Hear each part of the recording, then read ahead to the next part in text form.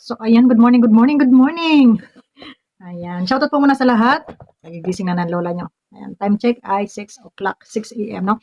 So, ayan, bago ang lahat, shoutout muna tayo sa Team Kalingap at sa ating grupo, sa Team Strikers at sa iba pang mga team dyan. Shoutout sa inyong lahat. Ayan. So, good morning. Tanong ko lang. Nakapag-reaction na ba ang lahat dito sa nagba-viral na picture ni Joy at ni Fran? Fran ba to? Ni Fran. Oo. Kasi meron ditong nakita ko hapon, halos lahat sila ay nakapag-reaction na. So, sa iba dyan, nakapag-reaction na ba kayo? Ako na lang siguro yung last. Ako na lang yung last. Pero bago ang lahat, magbabasa muna tayo ng comment kasi base dun sa ating mga panood, talaga namang trending ngayon itong love team ng Franjoy. Bagamat walang Franjoy, ay mainit pa rin pinag-uusapan ng kanilang love team at dito sa ating nakikita ay mukhang ang sweet-sweet nga nila, no? So, ayan, ang sweet nila basta. Pero hindi yun ang ano natin itong comment, itong comment. Basahin lang natin. Ang daming basher, daming iyak, lalo na yung mga Franjoy. Wala kayong magagawa pag ang tao umibig. Uy, pumapag-ibig na si Inday. Sino ba kayo sa buhay ni Joy at Franz para sundin kayo? Kaya kaming mga Franjoy, happy kami. May mga nakikita kaming pics, gaya niyan. Kayo, question mark. Ayaw nyo, bakit? Ayaw nyo, question mark, bakit? Question mark pa rin. And, kasi kuno, ang pag-aaral ni Joy masira. Ayaw sponsor. Ano yan si Joy? Walang isip? Ginawang bata si Joy, walang muwang. Basta kami, Franjoy, bahala kayo, mainis hanggang langit, sabi nitong nag-comment, no? Pero, mga guys, may punto naman siya. Kasi nga, ano na ba ang edad ni Joy? Sabihin na natin nag-aaral. Marami namang nag-aaral na may mga jowa, yung mga may mga asawa na, no? Ang importante, kahit magjowa, ay hindi pabayaan yung pag-aaral. Dahil sa panahon ngayon, lalo na sa mga kabataan, ay hindi talaga natin mapipigilan yan, lalo na ngayong mga new generation, mapupusok. Pero, ang akin lang, alam naman nila yan, no? Na mas priority nila yung pag-aaral. No? So, gaya nga nung sinabi ni Bupil kahapon, dun sa kanyang live, na ayaw i-love team. Yung pala ay magjowa na. Kasi, mayroon din paliwanag dyan si, yung kasama nila, no? Mamaya ate ipaparinig. Meron din paliwanag. So, ayaw i-love team ni Inay, ni Inay Imelda, pero nagjojowa na yung kanyang anak. So, yun yung pinupunto ni Bupil, ano namang silbi nung kanyang pag-ayaw-ayaw kaysa naman doon sa i-love team. Kung doon naman ang punta at kung ito namang lalaki ay walang sabit, ay wala namang problema siguro, no? O kung magkatuloyan man sila sa hindi, hindi na natin hawak ang kanilang kapalaran. Kaya doon sa mga OA dyan, na nagpaayaw-ayaw na i-love team itong si Joy, yung pala naman, ayan nga, no? Makikita nyo na talaga namang mayroong koneksyon ang bawat isa sa kanila, hindi nyo yan mapipigilan. So, nagmukha kayo ditong mga, kagaya ng sinasabi ni Bupil, paayaw-ayaw kayo, yung pala naman, may love team na. At saka wala ho tayong magagawa dito, no? Dito sa kanilang mga damdamin. Yan ay hindi saklaw ni Kalinga Prab, yung hindi sila umibig. Ang saklaw lang ni Kalinga Prab, yung sila ay i-vlog na magkatandem. No? So, naintindihan nyo, dito sa mga manonood, ay hindi saklaw ni Kalinga Prab yung kanilang mga damdamin. Kagaya halimbawa ng mga love team, Jomcar at Edse. Halimbawa itong si Edo at si Biancy ay hindi magkatuluyan dahil halimbawa ay si Biancy ay merong gusto pang marating at si Edo naman ay gusto nang may narating na. Halimbawa ganun. Kaya meron ng iba, meron na ibang napusuan. At si Biancy naman ay malawak pa yung kanyang pangarap sa buhay. Ayaw pa niya magjowa o ano pa man, no? So, hindi natin hawak ang kanilang mga damdamin. Sila ang makakapagdesisyon yan. Walang sino man, kahit magulang, walang makakapigil dyan pag umibig ng kanilang mga puso. Di ba? Ang OA ko. Di ba yung mga ganon? Kasi aranas natin yan sa ating mga anak. Tayo ba namili para sa ating anak? Di ba hindi? Sila namili para sa kanila. So, yun. So pagdating sa ganyan, usaping pag-ibig, ay walang sino man ang pwedeng sumaklaw dyan. Sila ang makapangyarihan sa kanilang mga puso, no? So, dito sa lumalaganap na picture na to, na yun nga, sasabihin na yung sponsor ayaw ng ganon kasi nga pinag-aaral tapos ay naglalakwat sa nagbo-boyfriend sa mga sponsor na nag-i-sponsor sa kanila, sa kanilang pag-aaral, expect nyo na hindi nyo hawak ang buhay nila. Kayo ay nariyan lamang para sa pagtulong, para sa ikagaganda ng buhay nila. Ngayon, kung hindi nila ayusin yung kanilang buhay, hindi na natin kasalanan yun. Hindi na yun kasalanan ng sponsor, no? Pero, wag din naman nating sakalin. Doon sa mga nag-i-sponsor, unawain nyo rin na ito ay may mga buhay, no? May mga damdamin. Ang importante, hindi nila napapabayaan yung kanilang pag-aaral. Kung minsan man sila napasama sa grupo, ay siguro naman ay weekend yun or walang pasok, no? Kaya sila ay napasama sa ganyang mga lakaran at occasion. Di man ay kukuha nga ng passport itong si Fran para mag-ayos pala ng passport, so sumama itong si Joy. So, sabi nung nagkwento ay antukin, di umano itong si Joy. At saka tingnan niyo naman dito sa ano, sa mga video na nakalap natin. Ayan, lalagay ko dito sa screenshot. So, panoorin na lang natin, no? So, kung gaano sila ka-sweet, nakikita naman, di ba? So, ngayon dito, saan na ba yung ating messenger? Ay, ayan, ay, kabaw, ano ba to? Bakit ganun? Sus, ano man ining iinire. O, tay ka lang. At, Grabe. ito. Katabi ako sa pinakadulo si Miko tsaka si CJ. Mm. So ako, check ko time to time. Kaya nga, pag nagbabiyahe, nakikita ko sa salamin. Lalo na pag di ba pag nagbabiyahe, papatulog. Antukin pala si Joy. Sobrang antukin niya. Konting under lang ang sasakyan, tulog agad. So may mga kaming biyahe doon. May picture ako eh. Pero saka na lang. Ang sweet ng dalawa. Ay nako, promise. Hindi ako makaget over na nakikita ko. Tari. Parang okay, sana all. Kasi naka ganito. Tawag dito. Nakahiga sa balikat. Parang komportable sila doon sa parang nanonood ng love story, yung nagbigay, tapos biglang ako pa ganun. Tapos parang asikasuhin naman ni Fran, gaganunin.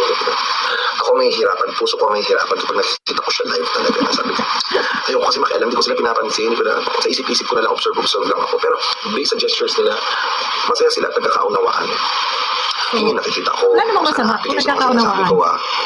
Tapos, kwento-kwento na lang. Kapi-kapihan na lang natin to. May video na helmet, bit-bit na yung bag.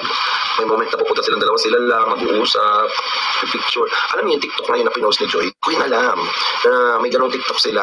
Kaya napasigaw ako bigla, ang tapang ni Joy. Sabi ko, wow, pinost niya yun. Hindi ko yun nakita. Ang alam ko lang mga TikTok namin na yun. Meron pa, yung bibi ko na yun. Actually, may order kami barbecue. So, biniro namin sila, order tayong barbecue. Tapos dumating yung barbecue, bibi ko. Sinubuan ni Francis Joy ng barbecue. So, sisigawan kami dun sa, nagdi-dinner kami. Yun na yung tawag dito, na-share ko lang. At para ganahan kayo, kasi parang sa kwento ko na lang din kayo umaasa.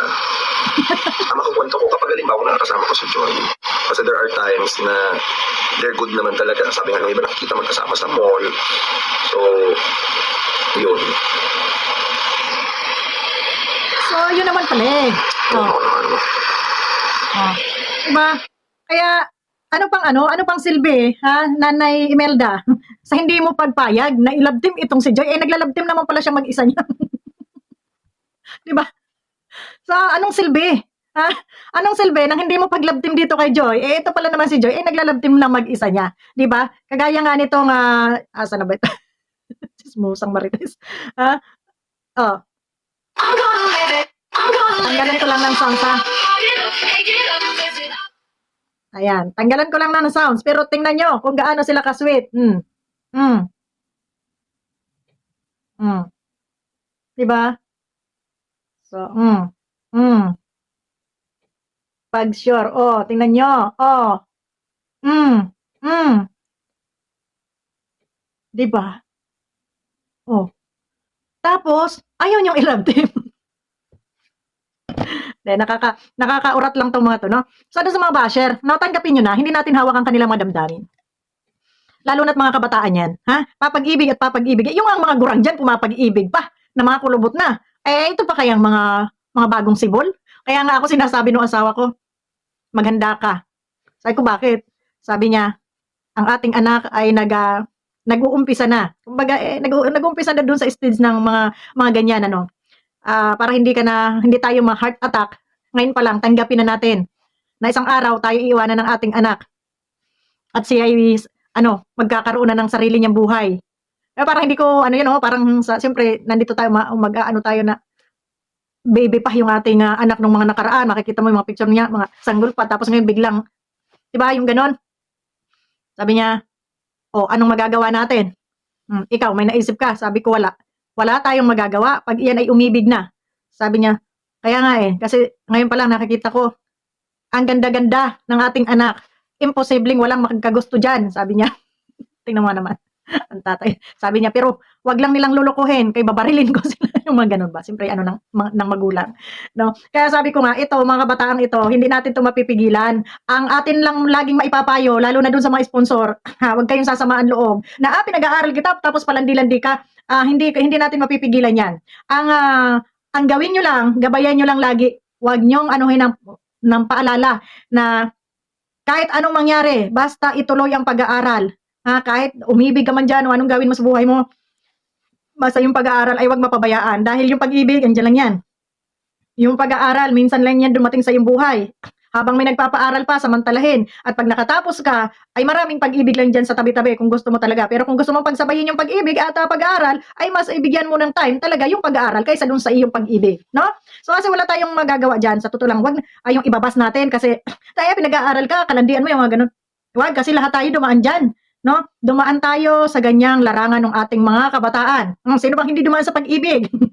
Tanungin ko nga kayo, nung mga kaedad nyo ganyan, hindi ba kayo umibig? So, andyan na tayo. Ang atin na lang ano dyan, nagkakabulol na sinday. Basta ganito mga love team, hindi talaga ako maasahan. Hindi talaga ako maasahan pag-reaction, no? Pero bigyan natin to ng payo. Wag pabayaan yung pag-aaral, no? Kahit anong ng pag-ibig mo dyan, bigyan mo talaga ng oras yung iyong pag-aaral. Kung gusto mong pagsabayin yung pag-ibig at pag-aaral, mas bigyan mo ng oras yung pag-aaral kaysa dun sa pag-ibig, no? Kasi hindi naman po pwede na yung pag-ibig na lang ang pagtuunan mo at yung pag-aaral ay maiwan mo. Iyon ang malaking mali na gagawin mong desisyon sa inyong buhay. Kaya kayo mga nag-aaral dyan, na kayo ay mga pumapag-ibig, tandaan ninyo, may utak tayo nakalagay sa ulo, ha? Mag-iisip muna, ha? Bago gagawin. Kasi mas lamang yung utak ay sa dun sa puso, ha? Kailangan bago puso, gamitin, utak muna. O isipin, yung pag-ibig ko dyan, kailangan muna, kaya may exam ako. Baka naman makakapaghintay ka, yung aking exam ay hindi. Di ba? So kayong mga sponsor, gabay lamang po sa mga may mabubuting puso diyan na sponsor. Wag niyo silang hawakan sa leeg, wag niyo silang i-pressure, wag niyo silang kontrolin. Ang gawin ninyo, gabayan ninyo, payuhan ninyo lagi. Pero yung sabihin, tigilan mo yung pag-ibig na yan, pag hindi kita susuportan, wag yung ganun kasi mapipressure lalo sila, no? Gabay lang. O ineng, ikaw ay pumapag-ibig na, hindi ka namin mapipigilan. Ang pag-aaral ay iyong wag pabayaan. So ganun lang. So doon sa mga basher, at mga inggit, pikit na lang kayo kasi wala kayong pag-ibig. Ay, ang gwapo-gwapo ni Franz, ha? Mas okay ako dyan kaysa doon sa inyong mga inirerito, no? Kaya, mas okay ako dyan, ha? At least bagay sila. Kung single itong lalaki, walang sabit, walang problema. At hindi naman natin mapigilan yung kanilang mga damdamin dyan. So yun lang, ang aking maiksing reaksyon. Wala tayong magagawa sa larangan ng pag-ibig. Kaya ikaw, Nanay Imelda, huwag ka mag-inarte-arte dyan, hindi mo ilabdim-labdim yung anak mo. Ganun din naman pala, ha? Pumapag-ibig na rin. Bakit ano pang hinahadlang-hadlang mo dyan na ilabtim-ilabtim? Nakakaadwa ka. Nakakaano ka? Wala kang magawa dyan sa anak mo. Kung yan ay pumag-ibig na. So, yun lang. Para hindi ka mabas, huwag ka na humadlang kung anong desisyon ng anak mo sa buhay. Di yung didipa-dipa ka dyan, tapos nakita mo yung anak mo, andun pala, karay-karay na nung lalaki. Di ba ka? Huwag na mag-inarte. Nagkakaroon lang tuloy ng issue. So, yun lang. Maraming salamat and God bless po sa ating lahat. Bye-bye.